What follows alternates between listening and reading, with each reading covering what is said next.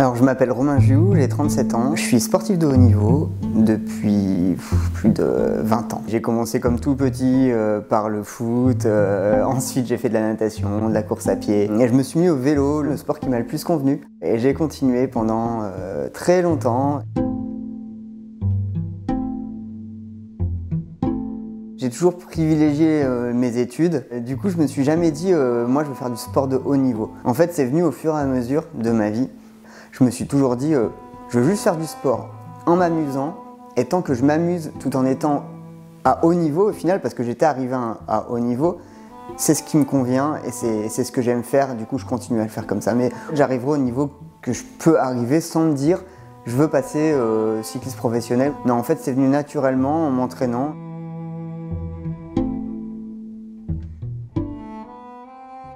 J'ai plusieurs handicaps invisibles. Je suis diabétique de type 1 depuis 22 ans maintenant, donc j'ai été diagnostiqué à 15 ans. Le gros hasard, en fait, je faisais déjà du vélo donc à l'époque, et c'était sur les courses. J'avais des crampes au bout de 15-20 km, c'était pas normal parce que je m'entraînais déjà pas mal. Donc on s'était dit, allez, on va faire une prise de sang, tout allait bien, sauf la glycémie. Et du coup, on m'a dit que c'était un diabète de type 1, alors moi je voulais pas y croire. J'avais jamais été malade de ma vie, non c'est pas ça, on va refaire une prise de sang. Et du coup c'était ça, hospitalisation. Bon, voilà. Une chose très importante, c'est que le diabétologue m'a directement donné pour moi la meilleure réponse. À ma seule question que j'avais à lui poser, c'était est-ce que je peux continuer le sport et le vélo en particulier. Et à cette période-là, beaucoup de médecins disaient le sport pour un diabétique c'est très compliqué parce que voilà, il peut y avoir des graves complications en fonction de la gestion, etc. Et là, ce médecin-là m'a dit oui tout de suite. Et je pense que grâce à lui, j'ai pris le diabète du bon côté.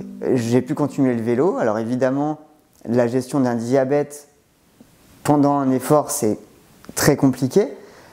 Mais c'est en essayant qu'on se connaît et qu'on fait des erreurs et qu'on fait plus les mêmes erreurs plus tard. Et du coup, arrivé où j'en suis arrivé aujourd'hui, en fait, je me connais pas parfaitement parce qu'on en apprend tous les jours, mais je me connais super bien.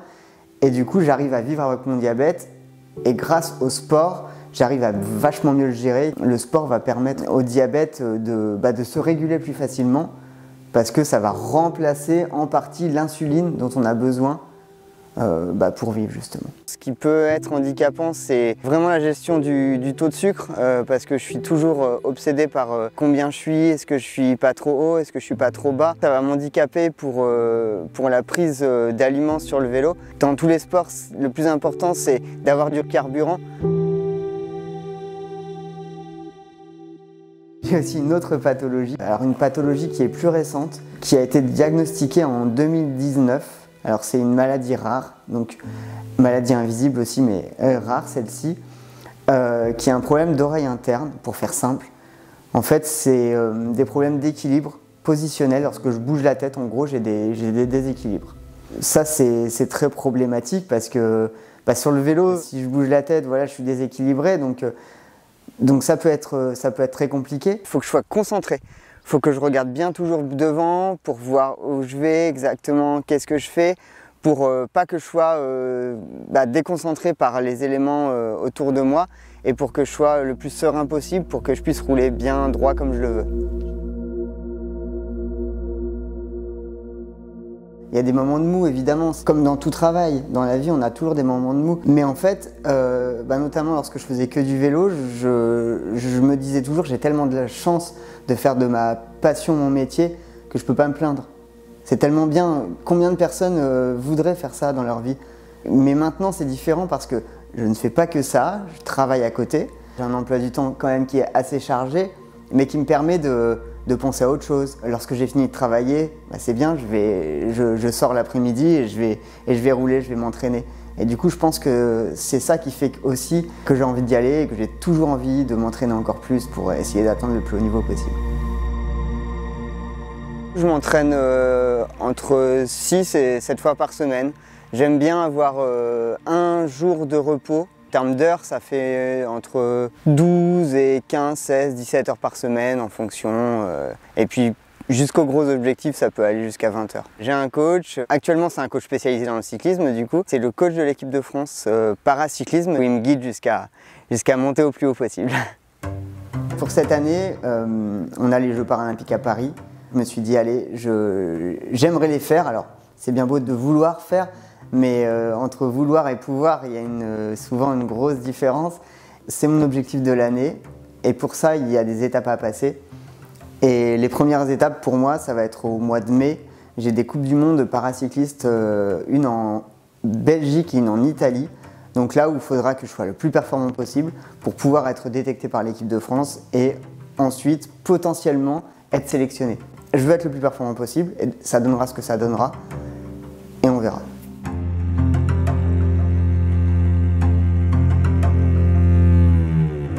Alors déjà mon entourage proche, très proche, que ce soit ma famille, ma compagne, me comprennent très bien et pour toute maladie, que ce soit invisible ou pas, si l'entourage n'est pas proche et se sent intégré à la maladie, à ce qu'on peut ressentir, etc., c'est très compliqué. Ma famille m'a toujours soutenu, alors mes parents depuis le début, ma compagne c'est pareil, elle sait quoi faire en fonction de toutes les situations. On a une petite, c'est pareil, dès que je suis en hypoglycémie, elle connaît mes réactions et elle sait qu'il faut aller me chercher de la nourriture. Elle a 6 ans mais elle va tout de suite me chercher quelque chose.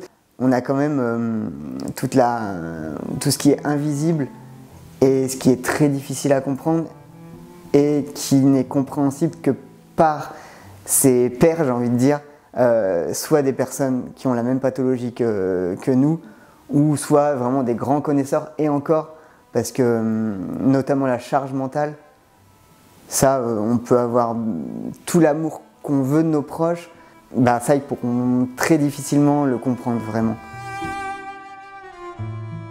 Qui dit handisport dit problème qui se voit. C'est pas forcément des handicaps invisibles qui vont être super compris et notamment par les instances dirigeantes parce qu'on est soumis à des commissions qui vont nous donner une catégorie dans laquelle on peut ou on peut ne pas être. Je pense que la mise en avant du handisport, alors que ce soit dans le paracyclisme ou autre, elle n'est pas encore assez mise en avant.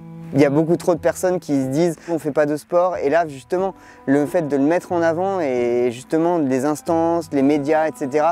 qu'elles puissent le mettre en avant et qu'elles veuillent le mettre en avant, ça peut pousser beaucoup de gens à se dire ouais allez je passe le cap, je vais me promener, je vais courir, je vais faire du vélo, je vais nager, peu importe quel sport, mais ça peut apporter à tout le monde et c'est je pense pas assez mis en avant.